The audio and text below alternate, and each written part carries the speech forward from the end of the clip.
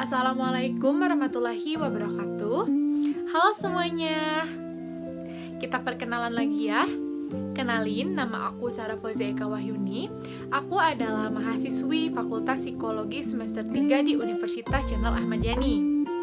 Nah, pada video kali ini aku bakalan kasih tahu sedikit informasi mengenai long term memory. Pasti teman-teman semua udah sering banget denger kata long term memory. Nah, sebenarnya long term memory itu tuh apa sih? Nah, jadi long term memory itu tuh merupakan bagian dari memori yang kita miliki. Sebelum jauh pembahasan ke long term memory, aku bakalan ngejelasin dulu apa itu definisi dari memori. Disimak ya. Memori adalah penyimpanan informasi melalui proses encoding, storage, and retrieval menurut Santrock 2005. Secara umum, memori dapat diartikan sebagai suatu kemampuan untuk menyimpan informasi, sehingga apabila informasi tersebut dibutuhkan dapat digunakan atau diingat kembali. Memori merupakan tempat untuk menerima, mengelola, serta menyimpan informasi di dalam otak. Setiap manusia mempunyai memori, di mana masing-masing manusia mempunyai kekuatan memori yang berbeda-beda. Dalam banyak hal, aktivitas manusia akan sangat bergantung pada memori. Sedangkan menurut psikologi, memori diartikan sebagai proses penyimpanan informasi dari apa yang ditangkap oleh panca indera manusia, yaitu berupa gambaran dari penglihatan, penciuman, pendengaran, serta apa yang dirasakan. Yang semua itu akan dipersepsikan dan disimpan dalam otak. Terdapat 3 tahapan dalam memori. Yang pertama ada encoding, storage, lalu yang ketiga ada retrieval. Aku bakalan ngejelasin sedikit mengenai definisi dari ketiga tahap memori tersebut. Yang pertama ada encoding. Jadi, encoding itu tuh merupakan proses penerimaan input sensorik atau proses penerimaan informasi yang kemudian input sensorik atau informasi tersebut akan diubah ke dalam suatu bentuk atau kode yang dapat disimpan. Lalu, di storage, yaitu merupakan proses penyimpanan kode informasi ke dalam memori. Jadi, input sensorik atau informasi yang sudah tadi diubah di encoding selanjutnya disimpan di storage. Nah, yang ketiga ada retrieval. Jadi, retrieval itu tuh merupakan proses pengambilan informasi saat dibutuhkan. Selanjutnya terdapat 3 tipe dalam memori berdasarkan penyimpanan atau storage-nya. Nah, yang pertama itu ada sensory memory. Yang kedua ada short term memory, dan yang ketiga ada long term memory. Aku bakalan ngejelasin sedikit mengenai definisi dari sensory memory dan short term memory. Yang pertama, sensory memory. Jadi, sensory memory itu tuh penyimpanan informasi dari lingkungan dalam bentuk sensorik asli untuk waktu yang singkat. Jadi, hanya 1/100 detik sampai beberapa detik. Nah, informasinya itu tuh didapatkan dari penginderaan.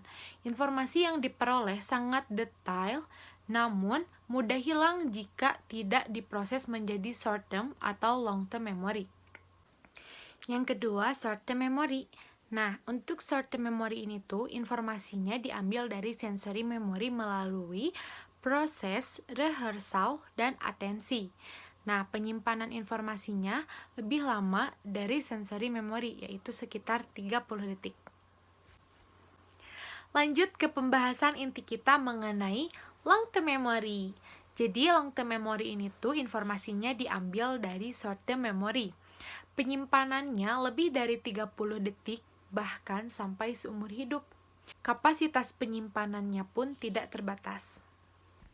Berikut merupakan proses informasi yang tersimpan ke dalam long-term memory. Pertama, informasi masuk ke short-term memory, lalu terjadi pengulangan sehingga informasi tersebut menetap.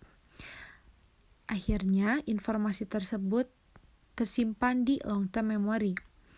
Akan tetapi, jika informasi di short-term memory tidak terjadi pengulangan, akan tetapi mengalami pergeseran peluruhan, maka informasi yang ada di short-term memory tersebut akan hilang.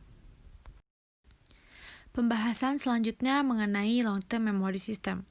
Di long-term memory system terbagi menjadi dua bagian.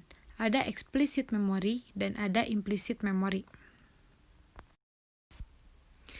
Memori implisit dan eksplisit berkaitan dengan bagaimana cara ingatan disimpan, yaitu secara implisit tidak langsung atau secara eksplisit, yaitu secara langsung. Memori implisit adalah ekspresi memori tentang pengalaman masa lalu yang tidak disadari, atau memori yang tampak saat mengerjakan tugas yang tidak dibantu oleh kesadaran. Tes memori implisit tidak secara langsung menginstruksikan subjek untuk melakukan respon berdasarkan ingatan tentang materi yang telah dipelajari sebelumnya. Agar lebih jelas, seperti contoh, ketika kalian menonton sebuah film kartun yang diulang-ulang, maka kalian secara tidak sadar akan mampu mengingat setiap bagian-bagian dalam film tersebut tanpa harus mengingatnya secara sadar. Artinya, bagian-bagian film tersebut sudah terekam dalam memori kalian secara tidak sadar karena kalian telah menonton berulang-ulang film tersebut. Memori eksplisit adalah memori yang didasari oleh ingatan khusus atas kejadian sebelumnya atau kemampuan memanggil informasi yang mensyaratkan adanya kesadaran terhadap pengalaman sebelumnya.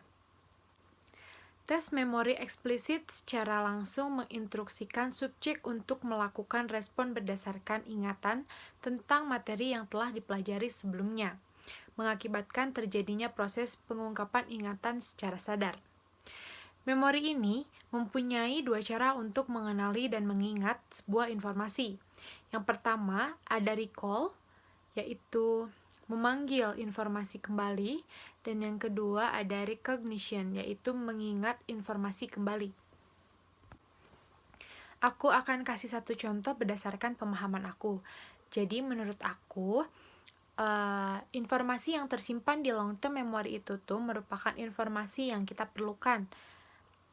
Dan memang informasi tersebut kita terima secara berulang-ulang. Seperti kita mengingat gerakan dan bacaan sholat untuk agama Islam.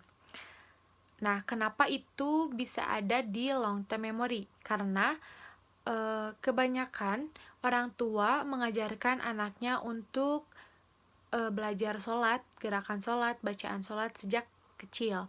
Dan itu dilakukan setiap saat, setiap waktu, dan setiap hari. Maka, gerakan dan bacaan sholat itu ada di long term memory kita karena bacaan dan gerakan sholat tersebut sudah menjadi kebiasaan dan kebutuhan kita. Berbeda dengan, misalnya, kita menghafal suatu ayat saat pelajaran agama. Kita menghafal ayat tersebut untuk mendapatkan nilai. Tapi, setelah mendapatkan nilai, kita tidak memerlukan lagi hafalan ayat tersebut. Sehingga, lambat laun, yang asalnya kita hafal ayat tersebut, mungkin beberapa menit kemudian kita sudah lupa ayat tersebut. Karena memang kita tidak memerlukan ayat tersebut. Jadi ayat tersebut itu tuh hanya untuk dihafal agar kita mendapatkan nilai. Mungkin hanya itu yang bisa saya sampaikan di video ini. Sebetulnya di long term memory system, di explicit memory, implicit memory itu tuh masih ada bagian-bagiannya lagi seperti episodic memory, somatic memory, procedural memory, priming, classical conditioning yang tidak saya jelaskan di video ini. Mungkin di video rekan-rekan saya mereka akan menjelaskan itu. Mohon maaf bila ada kata atau cara penyampaian saya yang salah dan kurang berkenan, karena saya juga di sini masih belajar. Terima kasih kepada dosen saya yang sudah mengajarkan materi ini kepada saya, karena materi ini sangat bermanfaat sekali untuk saya. Mungkin penjelasan saya kurang jelas, mohon maaf sekali, atau contoh yang saya berikan juga tidak saudara mengerti.